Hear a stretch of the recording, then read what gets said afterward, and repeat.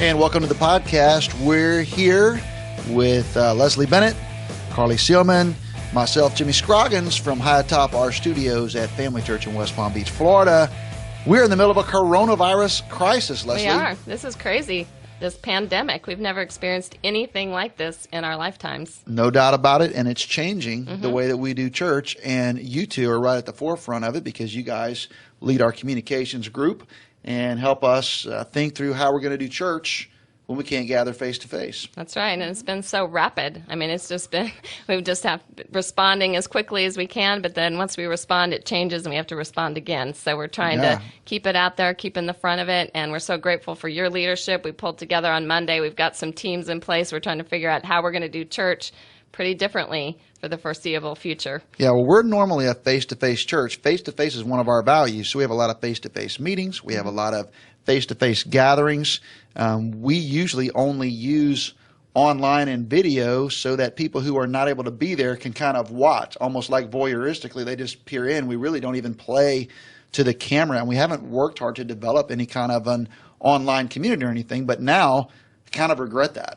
Well, yeah, I don't know if I regret it, but I would say that I love our strategy of being a network of neighborhood churches. And just so our listeners understand, we have 13 different campuses from about 75 average attendance to 1,700. And so we're having to try to help everybody navigate this. And we do live streaming from our location here at Family Church downtown. And like you said, we haven't tried to develop an online campus. It's just something that we offer for people who might want to tune in because our value is on the neighborhood pastor in the neighborhood building, speaking the neighborhood language. And so that's what we're trying to accomplish. You have a very incarnational model, but now, out of necessity, we're going to shift to an online presence for all the communication, and not only just our communication in terms of our public-facing activities and events, but our internal communications and our internal meetings. That's right. So everything's changing. The guidelines changing. Keep getting smaller and smaller. So that's what we wanted to talk about today is how do we look at this issue of social distancing. I don't know. Have you ever heard that term before this? No, I think it's a new term, but I think we're going to use it the rest of our lives. I guess so. Yeah, I've never heard it before either. So, social distancing. So what does that look like for churches? How should we respond to this? So what would you say, Jimmy? How would you advise pastors of any size church? Well, one of the things that I think is social distancing is the method that our government and our health officials have chosen to try to combat the virus. It's what they've tried to do worldwide, and we think that they've actually had some success in tamping down the spread of the virus in other places using social distancing. In other words, preventing face-to-face contact, keeping distance between people from 3 to 6 feet, avoiding face-to-face meetings as much as possible. So all of that are ways that we do social distancing. The problem is in church, my gosh, everything we do is face-to-face. I know. Yeah. So we did get together on Sunday. We thought we'd just have a small gathering of our staff so that we could do our online service. It was so hard not to hug each other, not to touch each other. Right. I'm getting better at it. I'm getting better and getting my elbow going. So. Right. Well, it's not easy. It's not easy. You know, in my mind, this social distancing is actually just being socially responsible. So as churches, you know, I have a friend named Kitten Winton who's a pastor at Idlewild Baptist Church, and he kind of gave us this outline, the reason that we're doing social distancing, precaution, protection, and perception. And I think that's an excellent outline and a way to think about why it's important for us to not only do social distancing at work or in terms of our public gatherings, but encouraging our church family actually not to gather. So different churches are doing different things. Every church, every pastor has to make their own decisions. But at Family Church, we've decided we're not encouraging anybody to gather at all. We're not encouraging house parties, small groups to gather, whether it's 10 people or less than 10 people. We just think the more we can teach people to stay away from one another, the better off that everybody is going to be. That's right. Absolutely. Yeah, I would agree with that.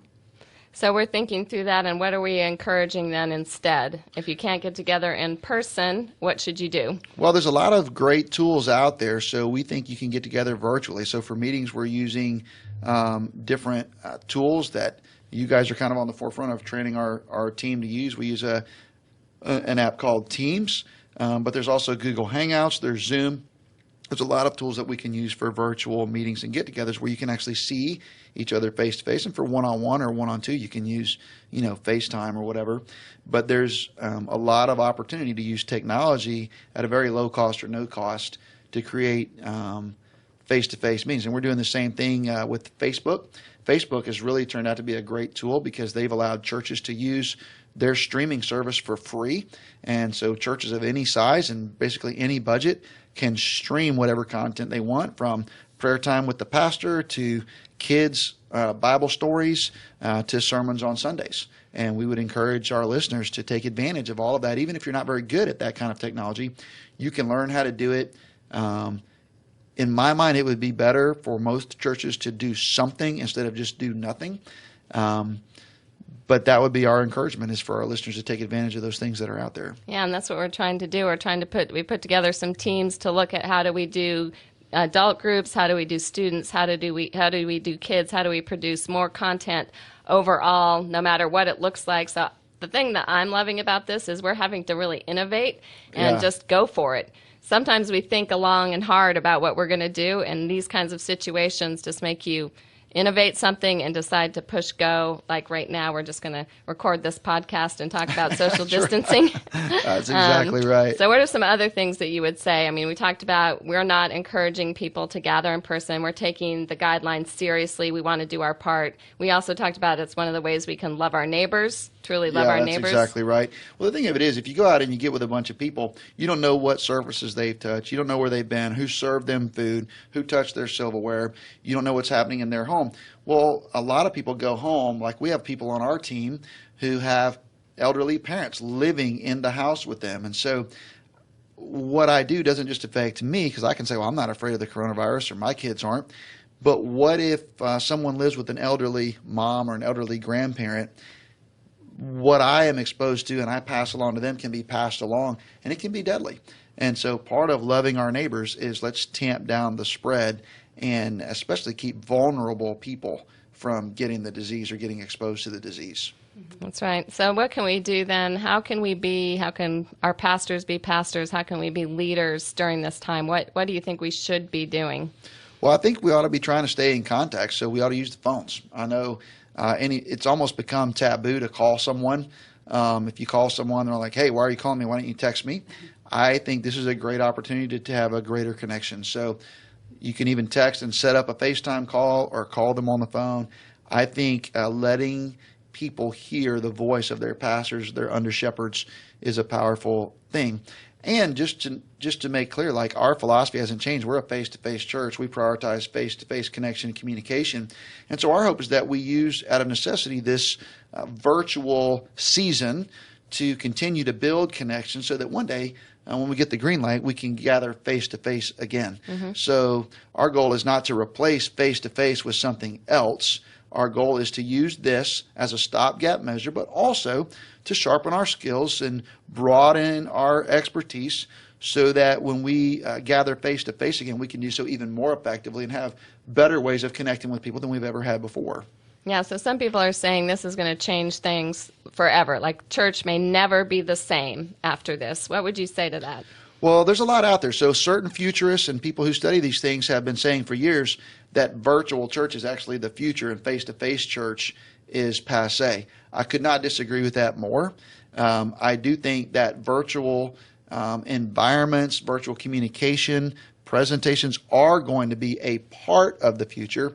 But I still think the incarnational nature of Christianity is face-to-face, life-on-life connection.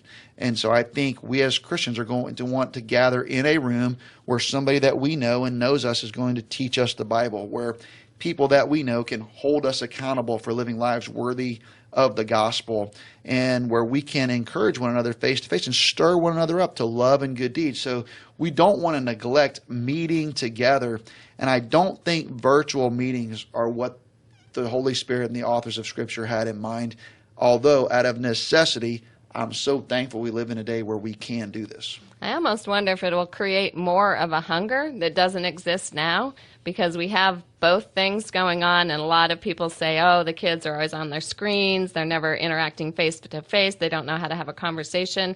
Maybe we're all going to get really tired of that. That would be nice. I think there is. I mean, I feel it already. I mean, when we had our little gathering of just a few people on Sunday to be in the room while we did our virtual church or online church or whatever we call it, boy, it felt great to be in there together, didn't it? It sure did. Even though I felt a little guilty because, like, maybe we shouldn't be doing this. But, man, you can just sense that when the green light comes and people can gather again, I think it's going to be a really joy-filled occasion. Again, it was changing so fast. So when we made the announcement on Friday that we weren't going to gather in person, that we were going to be online, but let's just get our staff together, that seemed like a really good idea. Well, by Sunday morning, it didn't seem like such a good idea anymore. So how do you think we can keep responding in a rapid fashion? Like what should church teams be doing to try to be out front? Well, there's a couple things. One, I think we need to go to almost zero face-to-face meetings. Of course, people watching this are like, "And what are you doing right now?" There's only well, don't do as we do as we say. So I do think that we ought to try to eliminate face-to-face meetings as much as possible in terms of, but we still have to work. But in terms of gathering people from other places who aren't normally together, pulling them into rooms together, sharing surfaces that they're going to be touching and so forth. I just think we ought to go to zero on that, and I think that's what basically everybody's going to. So that's one thing. The other thing is, I think churches need to think about what this means on a longer term. I've just seen so many friends of mine saying, "Hey, we're going to go worship online for the next 2 weeks." I think it's going to be more like 12 weeks or 15 weeks. I think this is going to extend well into the summer, maybe until the start of school in the fall. And so I think churches need to be preparing themselves for that. And there's a lot of implications of what that means for how we do church. Yeah, what does that mean? So what have we said to our team today so far when they've asked us, what are we going to do? What have we told them? Well, we're going to have church, but we're going to do it Tuesday, March 17th. Yeah, that's right. Well, we've said we're going to do it. We're going to do it online. I mean, we're going to do everything online. We've talked about not spending any money because one of the big implications for a church like ours is if you're not meeting face to face, we have a good percentage of our giving that is done online or electronically, but there's also a healthy percentage of our giving that's done in person, and so that's going to go down. The economy is going to take a gigantic hit for a season. People are not going to be able to sell things. They're not going to be able to work. The whole hospitality industry is crushed down. So there's going to be whole segments of our church that are not in a position to give the way that they were. Plus the stock market's crashing. So even people who normally are wealthy people who give out of wealth are going to feel maybe a little bit more cautious because their wealth has significantly reduced as the stock market's gone down. Our hope is that this will be a V-shaped recovery, that the economy will come back quickly, that the stock market will come back quickly, and by the end of the year, we'll be in good position again. But I think it's going to be tough sledding, and churches that have a lot of debt are going to have a difficult time because I think this is going to get a lot worse financially before it gets better. But when it gets better, I think it'll get better quickly. And then other things we've said is like we aren't going to plan for an in-person Easter. No, that's exactly right. We're not going to plan for any kind of in-person gatherings for a while, and we're kind of looking at the summer. That's right. So we basically resigned ourselves. There's going to be no face-to-face Easter, no face-to-face Good Friday, Holy Week services. We don't think there's going to be anything like VBS, kids camp. We don't think there's going to be student camp this summer. We have no plans to go to the Southern Baptist Convention because we don't think it's going to happen. We just are basically ending all plans to travel, gather, retreats, any kind of conferences, canceled it all. We've ended hospitality spending. No one's taking anyone out to eat or anything. We've ended travel spending. We've taken up credit cards. We're getting super conservative so that we can make it through this crisis. And we are a conservative church. We have significant operating reserves, and yet, boy, if you look at this thing going through the summer, it's going to get tough. Yeah, and we might not do that, so let's be clear. We might be able to do all of those things again, but we're planning for the worst. That's correct. And we're hoping for the best. That's because correct. Because we want to be able to do this season as well as we can. Right, great way to say that. So, all right, well, any thoughts that you would offer a pastor of any size if they're going to get up, or tonight as they're going to bed, what should they be thinking about? Well, I don't want to be discouraging, but I will say, in my opinion, pastors ought to be leaders. Well, leaders have to define reality. The quicker the leader gets their mind around the actual situation, the quicker they can actually make a plan. And I would plan very conservatively. I would plan very pessimistically, because if you do that and things turn around faster, then good on you. But if you plan too optimistically and you don't plan conservatively enough, you could lead your church right off the cliff. And I do think churches are going to go out of business during this season because the leaders have failed to understand the times and figure out what's going on in time to do something about it. All right. All right. This has been Church for the Rest of Us on video. Carly and Leslie, thank you guys for joining us today. And we'll look forward to seeing you next time on Church for the Rest of Us.